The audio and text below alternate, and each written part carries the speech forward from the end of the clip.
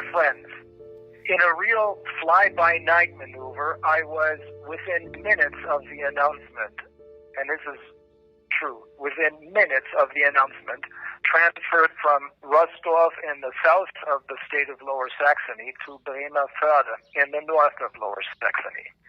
I want to take this opportunity to both give you a heads up and to thank all of you from the bottom of my heart for your continued steadfast and unwavering support, because it is this connection, this international human connection, which exists between all of us real humans on this side of the fence, the right side of the fence, which enables us to win the war against evil, the war against the monsters.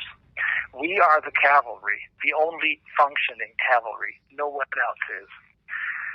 So where do we stand now?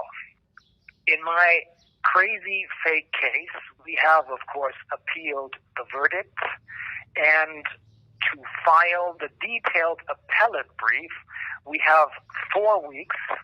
The clock for these 4 weeks started to tick on May the 30th, when the court sent the written decision, not to my lead counsel, Katja Wörmer, or to any of the other two attorneys, but to the court-appointed public defender. Because of the sudden and unexpected transfer, I was not allowed to take my electric typewriter with me, nor the copy of the prosecution's case file, nor any of the written assessments I have compiled to keep track of what has been going on in court and in prison. In other words, for almost 10 days now, I have been unable to help my defense and appellate lawyers. I do not believe that this, or the fact that only the court-appointed public defender was provided with the written decision on May 30th, was a coincidence. Be it as it may, I also want to thank my defense team for their work, not just in court, but literally against the court, against the judges, which turned out to be not independent, unbiased judges, but in effect, the deep state's hitmen. No one who saw what happened during the trial failed to see how very difficult that defense work was. I want to thank in particular Katja Wörmer, who will continue to be available for my appellate lawyers in case they need specific information. I also want to thank Edgar Simon for his excellent closing argument, which focused on the gist of the matter, on the crucial area of civil corporate law. And I want to thank Dr. Christoph Miseray, for providing us with the extremely important dossier which the German Domestic Intelligence Service had put together on me. But even more important, I want to thank him for the info, the intelligence, that Judge Schindler was approached by the Domestic Intelligence Service after the prosecution's case against me about illegal loans had collapsed. That prompted him, Judge Schindler, on May the 3rd, 2024, to invent new charges out of thin air of me having allegedly violated a secret agreement. And it prompted him to literally shut down the proceeding by refusing to hear any of the defense's witnesses that we had named to refute these new, obviously fake allegations. Dr. Miseray, and this is very important, got both the dossier and this particular piece of information from a whistleblower inside the German Foreign Intelligence Service, BND, which had, as early as at the beginning of 2020, collected evidence showing that there was something seriously wrong with the fake narrative of a pandemic. But I also want to thank the court-appointed public defender. Yes, the court appointed him because he would not defend me against the court, which was necessary, as he's dependent on the court giving him more jobs as a public defender. But he did manage to nail the two women who run the Rostov prison, by forcing them to provide him with the documentary evidence which clearly shows that there had never been any justification for the white torture. It also shows, this documentary evidence, that the measures which I was subjected to by the prison in Rostov in close cooperation with Judge Schindler, it also shows that there were only fake allegations invented by the two women who run the show in Rostov, some of which were openly stupid. For example, that I had spoken with Muslim inmates. The problem is there's hardly anyone else. However, I'm certain that there's another reason for this sudden transfer to another prison, and that is fear. Because as a result of their keeping me in prison, in solitary, for 6 months in solitary confinement, but for 19 months in total in Rostov, in pretrial detention, I was able to talk to many people, including prison officers, who had never seen anything like this. The 6 months of solitary confinement, by not being able to see my dying mother, go and attend her funeral, all the other measures, and some of whom approached me and even told me, when nobody listened, nobody noticed this, and even told me to stay strong, because there are many others. One of them said, there's many others who are on your side, so keep going. But it also enabled me to talk to many of the prisoners, see the paperwork for them, and this is probably what is making them really afraid of me, because I have filed on behalf of some of the prisoners. I have filed many criminal complaints, and I also helped some of them to file criminal complaints. And as a result of this, we could see that this was all buried by the Göttingen judiciary, because they all want to keep a lid on this. However, we have documented it all, and I will, in a couple of days, make one of the complaints, the most important one probably. You'll meet my old friend Bodo again. I will make this public because this is, I believe, justified.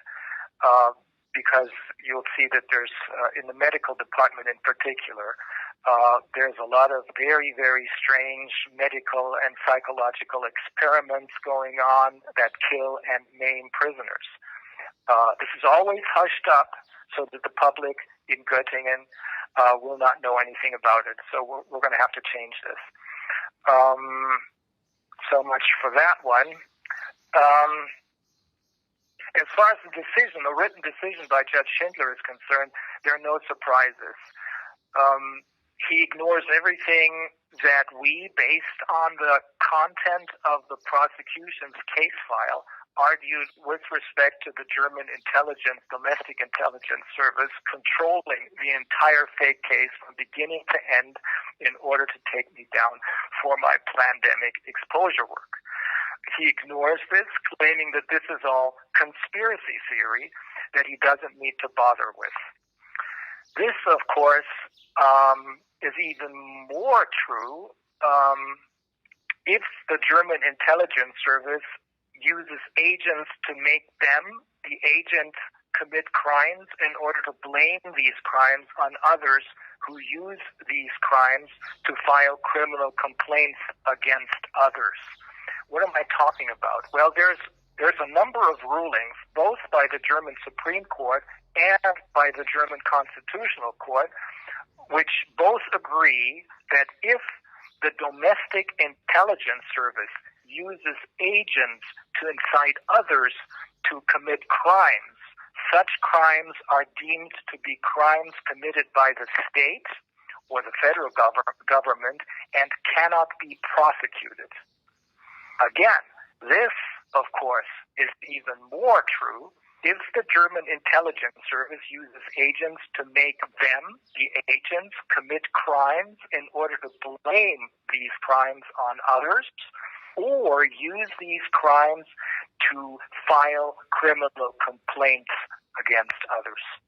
And this is precisely what happened here in my case. The government's agents, having been granted full immunity by the government, stole my money in order to be able to file a criminal complaint against me in which they accused me of having taken out a loan which I never paid back. Well, obviously I never paid it back because they stole my money. At any rate, Schindler downplays the measures, the white torture stuff, including solitary confinement, stating that this was normal procedure for pretrial detention. He doesn't even mention the story about my mother. And, of course, he says that the defense lawyers lied about being threatened and attacked by the government's agents, completely disregards the evidence we showed in court proving that it was the government's agents, you know, the guys who filed the criminal complaint, who are behind the threats, including death threats, hiding behind fake identities. Schindler even claims that Katja's breakdown after she had been saved by officers of the court from an attempt, a physical attack on her, even that was fake. Well, we didn't expect anything else from this judge and this court, as this was, of course, the final phase of the court's following orders. As soon as we are able to make my final statement, which is, in fact, a criminal complaint against the court and the prosecution and others, as soon as we're able to publish this, we will do so.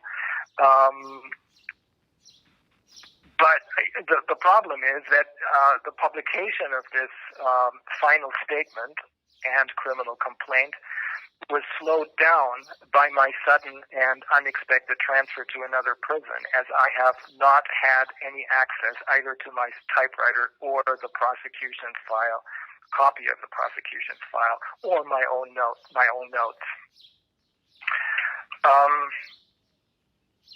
And that, I believe, is not a coincidence either.